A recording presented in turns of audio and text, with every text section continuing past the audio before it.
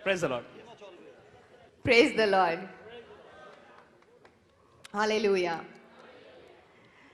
सबसे पहले मैं अपने कलीसिया से आपको शुभकामनाएं लेके आई हूँ।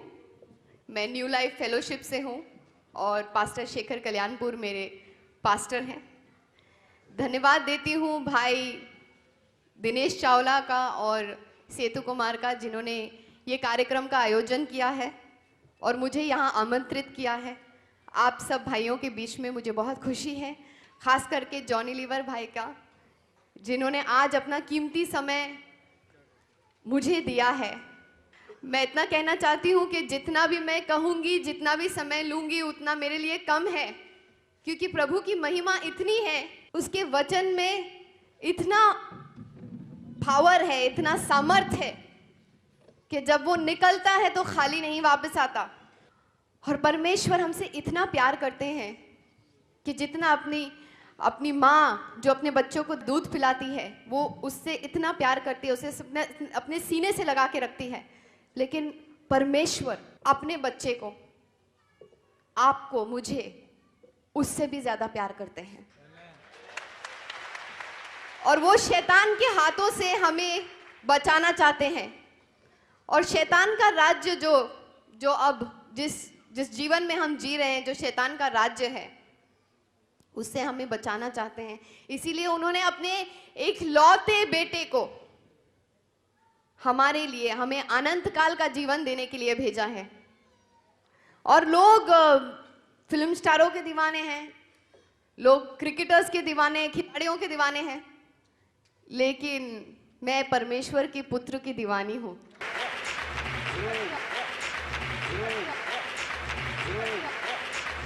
जो लोग मुझे नहीं जानते, मेरा नाम नगमा है और मैं बम्बई में पली बड़ी जन्मी हूँ।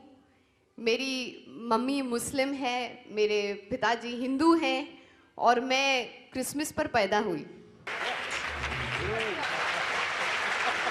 तो मैं सब कुछ मैं मानती हूँ, लेकिन कि मैं क्रिसमस के दिन पे पैदा हुई तो मुझे हमेशा ये लगता था कि मैं स्पेशल हूँ और मैं यीशु को बहुत प्रिय हूँ। इसीलिए शायद पूरी दुनिया मेरा जन्मदिन मनाती है। और मैं आपसे इतना कहना चाहती हूँ कि जात पात में मैं नहीं मानती। यीशु भी धर्म के लिए नहीं आए थे। यीशु प्यार बांटने के लिए, सत्य बांटने के लिए और हमें सही रास्ता दिखाने के लिए आए थे,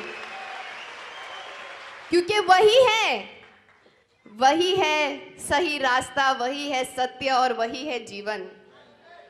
और उसी के द्वारा हमें अनंत जीवन प्राप्त है। मैं सिर्फ ये कहना चाहती हूँ आपसे कि पिछले 20 सालों से मैं फिल्म इंडस्ट्री में हूँ।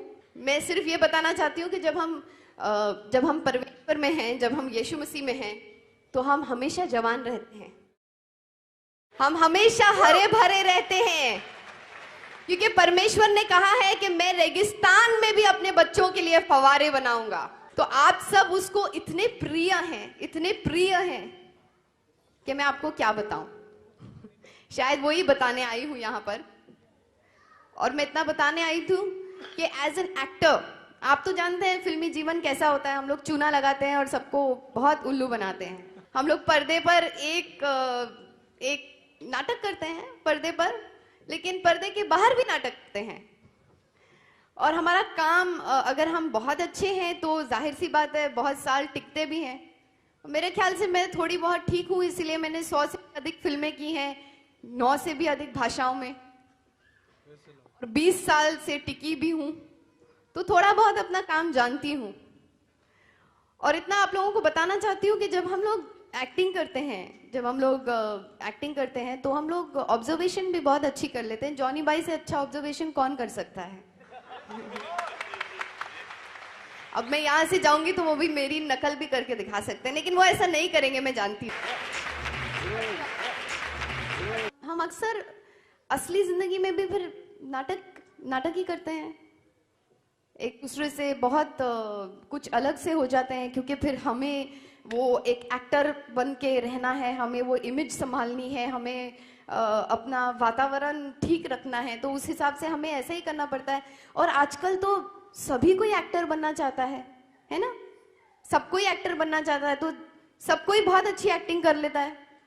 और क्योंकि हम पहचान लेते हैं, क्योंकि हम एक्टर्स इतने अच्छे हैं, इतने साल से हैं, हम पहचान लेते हैं लोगों की एक्टिंग, तो हमें ऐसा लगता है कि सब कुछ हमारे इर्द गिर्द बनावटी है। लेकिन जब हम ऐसा व्यवहार करते हैं तो हम समझते हैं सिर्फ हम ही जानते हैं कि हम क्या कर रहे हैं, लेकिन हमारे अलावा कोई और हमें देख रहा है, ऊपर वाला हमें देख रहा है, और वो नहीं चाहता है कि हम ऐसी बनावटी जिंदगी जिएं। कई बार ऐसा होता है कि जब हम लोगों के सामने आते हैं, कई बार क्या, हमेशा ही ऐसे होता है, जब हम लोगों को देखते हैं तो हम लोगों को देखकर भी नहीं देखते। अरे आप कैसे हैं, आप ठीक है ना, मैंने तो आपको देखा ही नहीं। अक्सर ऐसा करते हैं ना, सब लोग करते हैं, हम सब करते हैं, है ना? हम ऐसे करते हैं, फिर देखने के बाद मन में कुछ और चलता रहता है, अरे यार ये क्यों मिल गया मुझे इसको मिलना ही नहीं था आज। तो ये जो सारा दोगलापन हम में है, ये सारी हिपोक्रेसी जो हम में है, जो हम बनावटी जीवन जीते हैं, जब मुझे ऐसा लगा ये सारी चीजें देख कर के क्या यही जिंदगी है? क्या परमेश्वर ने हमें इसी तरह से जीने के लिए यहाँ पर भेजा था कि इस जिंदगी में कुछ और भी है जिसके लिए हम यहाँ आए हैं? ये तो सब चलता रहेगा, जीवन चलता रहेगा। और मेरे जीवन में बहुत आनंद था, पैसों से, हर तरीके से, because he will never leave me nor forsake मी। वो आनंद जो मुझसे कोई चुरा नहीं सकता, जो कोई ले जा नहीं सकता। परमेश्वर क्योंकि मुझे अपनी बेटी मानता है, आपको अपना बेटा मानता है, और हम सबको अपना बच्चा मानता है, वो हमसे इतना प्यार करता है, इतना प्यार करता था, करता है, करता रहेगा। वो परमेश्वर जिसने इस सृष्टि को बनाया है, जो अनंत तक, एंड तक वो सब कुछ जानता है, वो असीम है, वो जानता है कि हमारी जिंदगी की हर एक जरूरतें क्या है, वो जानता है कि हमारे दिल में हमें क्या चीज चाहिए, हमें किस चीज की जरूरत है। और परमेश्वर हमारे जिंदगी में कभी हमें दुख नहीं देता, क्योंकि परमेश्वर तो वो माता पिता की तरह है जो बच्चों को प्यार करता है। क्या हमारे माता पिता हमें दुख दे सकते हैं? क्या वो अपने बच्चे को दुखी देखना चाहते हैं? कभी नहीं। उसी तरह से परमेश्वर भी हमको कभी दुखी नहीं देखना चाहते। लेकिन शैतान है ना, वो अपना काम करता ही रहता है। चोर का काम क्या होता है? वो चोरी करना होता है। वो आके चोरी करता है, दंगा करता है, मस्ती करता है, हमें दुख देता है और हमारी नींदों को चुरा लेता है। लेकिन परमेश्वर ने उसकी भी योजना की। परमेश्वर ने अपने एकलौते बेटे को भेजकर, मुझे अक्सर जीवन में ऐसा लगता था कि ठीक है परमेश्वर, मेरे से गलती होगी, मैंने गलती तो की होगी। अब हम झूठ तो बोल ही देते हैं। जब कोई हमारे घर में फोन कर लेता है तो हम नौकर को बोल देते हैं, अरे अरे बोलते नहीं है घर में, है ना? और इसी तरह से हम छोटी छोटी झूठ तो बोलते हैं। झूठ छोटा हो या बड़ा हो, झूठ तो झूठ ही होता है ना परमेश्वर की नजर में। तो हम पश्चाताप कर सकते हैं, हम ये कह सकते हैं। मुझे ऐसा लगा कि परमेश्वर मुझे इतना चाहते हैं, परमेश्वर ने मुझे छुआ और परमेश्वर चाहते हैं कि मेरी जिंदगी बदल जाए। तो परमेश्वर ने सारे चमत्कार मेरी ज़िंदगी में दिखाना शुरू किए। मुझे वो आनंद दिया, मुझे वो शांति दी जो असीम थी, जो मुझसे कोई नहीं, मुझे खुद नहीं समझ में नहीं आता था कि अरे यार मैं अभी आज इतना काम नहीं कर रही हूँ लेकिन मुझे इतनी शांति क्यों है। लोगों को देखकर उनका चैन बिगड़ जाता था। अरे ये तो इतना कुछ कर नहीं रही है, फिर इतना खुश क्यों नजर आ रही है? क्योंकि मेरे अंदर परमेश्वर की खुशी है। और आज मैं खुशी मनुष्य में नहीं लेकिन परमेश्वर में रखती हूँ। जब आप अपना पूरा यकीन और अपना पूरा आश्वासन परमेश्वर पे रखते हैं और मानव पे नहीं, या कोई राजा पे नहीं, कोई दूसरे राजा पर नहीं, बल्कि राजाओं के राजा पर, यीशु मसीह पर अपना यकीन रखते हैं, तो आपका वो यकीन आपसे कोई नहीं ले सकता, कोई नहीं छीन सकता। मैं सिर्फ ये बताने आई हूं आपको कि उसके द्वारा और उसके सिवा हमारे पास कोई रास्ता नहीं है। क्योंकि जब मैं अपने आप को पूछने लगी कि मेरी ज़िंदगी तो बहुत अच्छी चल रही है, लेकिन फिर भी इस ज़िंदगी में मुझे बहुत बड़ी कमी महसूस हो रही, और वो कमी है क्या? वो कमी ऐसी कि कभी मैं किसी अपनी खुशी को अगर किसी चीज़ में रखूं, फिर शैतान आके उस चीज़ को छुड़ा लेता है, मुझसे ले जाता है। पर क्यों ना ऐसा करूं कि मैं शैतान पर पराजय पाऊं। लेकिन वो अपने आप से नहीं हो सकता, क्योंकि वो सामर्थ्य तो हमें सिर्फ परमेश्वर ही दे सकता है, और अपनी पवित्र आत्मा द्वारा। इसीलिए जब हम में वो पवित्र आत्मा होती है तो हम उससे ज्यादा ताकतवर होते हैं जो बाहर है, जो इस दुनिया में है, जो हमारे इर्द गिर्द है। बुराई, डाका, खराबा, या हमारा आनंद लूटना, या हमारी बीमारियां, या हमारी मुसीबतें, उन सब से ज्यादा हम शक्तिशाली होकर हम पे उसका असर होगा, जरूर होगा, लेकिन हम फिर भी उस पर विजय पाएंगे, क्योंकि हम में जो है वो जो दुनिया में बाहर है उससे कई ज्यादा ताकतवर है। और मैं इतना कहना चाहूंगी कि आज मैं प्रार्थना करती हूं, मुझे महसूस हो रहा है कि पवित्र आत्मा इस सभा में उपस्थित है, यहां पर हमारे बीच में। और मैं आज ये प्रार्थना करती हूं कि मेरे भाई बहन जो भी यहां पर आए हैं, उनकी जो भी जरूरत हो, इस सभा द्वारा जो कोई भी यहां पर सभा में बात करेगा, कहेगा, क्योंकि प्रभु के वचन बोल रहा है, और प्रभु के वचन द्वारा सिर्फ आपको शिफा मिल सकती है। और पुराने करार में भी ऐसा था कि अगर जब मैं अपने आप को सवाल पूछती थी कि हाँ ठीक है, मेरा कल तो बहुत अच्छा होगा, क्योंकि अब मुझे भव सागर मिल गया है, अब मुझे वो असीम विद्या मिल गई है जिससे मैं दुनिया के युद्ध में अपनी जंग लड़कर विजय पा सकती हूँ, और वो है ये पवित्र वचन। लेकिन फिर मेरे पिछला क्या?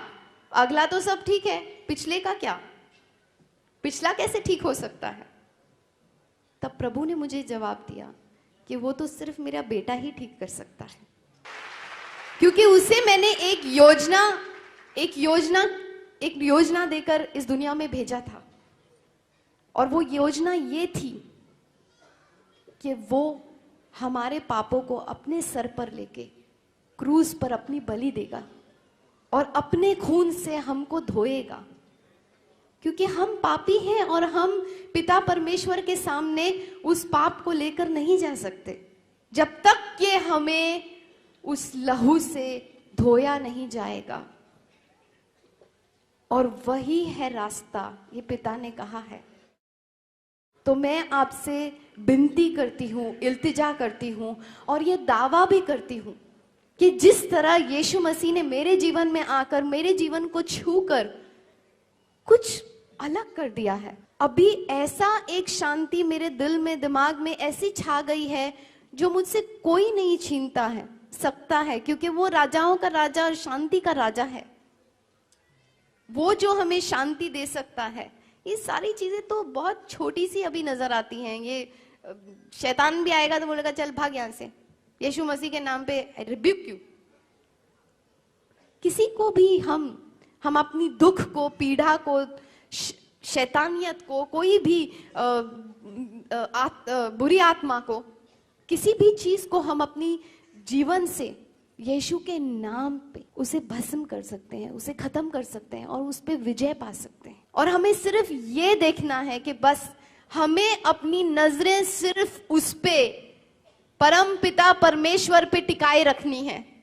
और जब हम यीशु को हमारे जिंदगी में स्वीकार करते हैं, उस पे यकीन करते हैं और उसका नाम लेते हैं और कहते हैं कि हमारे मन में आ जाओ और हमें मदद करो, हमारी मदद करो, क्योंकि वो क्रूस पर हमारे लिए एक उद्देश्य के साथ उन्होंने हमसे मंगनी की है। अब शादी बाकी है और उस शादी की तैयारियां अब शुरू हो चुकी है।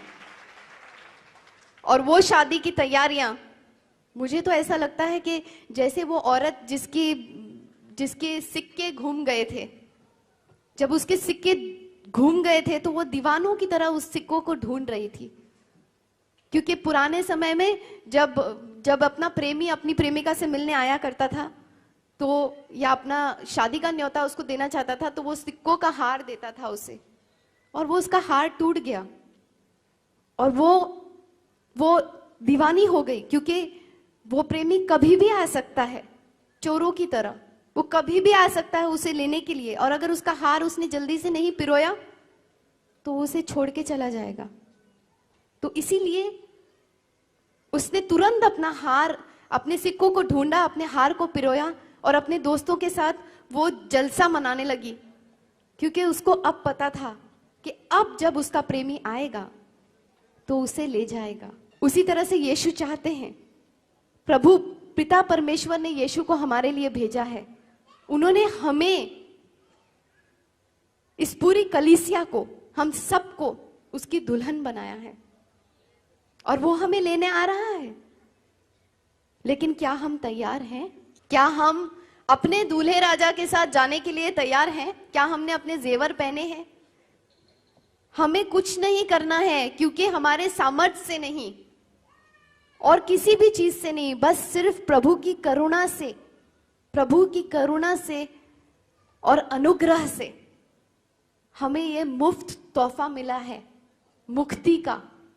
हमें सिर्फ उसे अपनी जिंदगी में अपनाना है, स्वीकार करना है और अपनी मुक्ति पर काम करते रहना है, सिर्फ नजरें उसकी तरफ टिकाए हुए। और मैं जानती हूं, मैं चुनौती देती हूं आपको कि जिस तरह से प्रभु ने मेरी जिंदगी छू के मुझे आनंद दिया है, और मैं ये जानती हूं कि यह आनंद मुझसे कोई नहीं छीन सकता, मैं दीवानों की तरह जाकर इसका ऐलान कर सकती हूं कि प्रभु ने मुझे इतनी खुशी दी है, इतनी खुशी दी है कि अब वो खुशी मुझसे कोई नहीं छीन सकता। जो मैंने प्रभु की महिमा देखी है और जो यीशु मेरे जिंदगी में और जीवन में कर रहा है, मैं सिर्फ वो खुशी आप सबके साथ बांटना चाहती हूं। और आज वो गवाही बनकर आपके सामने खुलेआम ऐलान करना चाहती हूं कि मैं उसकी दीवानी हूं। और आओ, आकर मेरे दीवाने को चखो और देखो, आप कभी मायूस नहीं होंगे। क्योंकि मैं भी अपनी जिंदगी अपने तरीके से जीती थी, लेकिन आज जब मैंने अपने आप को पूरी तरह से उसके हाथ में समर्पित कर दिया, ऐसे नहीं कि रात में समर्पित कर दिया और सुबह में वापस ले लिए, ऐसा नहीं होना चाहिए, अधूरा समर्पण नहीं होना चाहिए। जब हम दिल से कहते हैं कि प्रभु हमारे सारे बोझ तू ले ले, क्योंकि तू हमारे लिए क्रूस पे चढ़ा था, तूने हमारे लिए अपना खून बहाया और तूने हमारी सारी दुख, तकलीफें, पीड़ा, बीमारियां, ये सब हमसे लिया। तूने कोड़े खाकर अपनी जान की बलिदान सिर्फ इसलिए दी ताकि हम चंगे रहें, हम खुश रहें। और हम इस बात पर विश्वास करते हैं क्योंकि वो क्रूज पर चढ़ने के बाद तीसरे दिन जी उठे। और आज उन्होंने कहा है कि मेरे नाम से अगर तुम मेरे पिता से कुछ भी मांगो तुम्हें वो जरूर मिलेगा। और मुझे ये पूरा आश्वासन है कि एक बार आप यीशु मसीह को अपने जीवन में, अपने दूल्हे राजा को अपने जीवन में बुला के देखना, आपकी जीवन की हर सुबह सुनहरी होगी। और अगर थोड़ा बहुत दुख तकलीफ सहना भी पड़े तो क्या हुआ, जो हमें मिलने वाला है आनंद काल जीवन में, वो तो इन सब चीजों के बराबर कुछ भी नहीं है। इसीलिए मेरे भाइयों, अगर सोए हो तो जाग जाओ। आज का समय और अभी का समय बहुत अच्छा है। बस इतना ही कहना चाहती थी। मेरी दुआएं आपके साथ है, ज्यादा समय नहीं लूंगी, लेकिन अगर समय मिलेगा तो बहुत कुछ कहना है, बहुत कुछ सुनाना है। Praise Lord.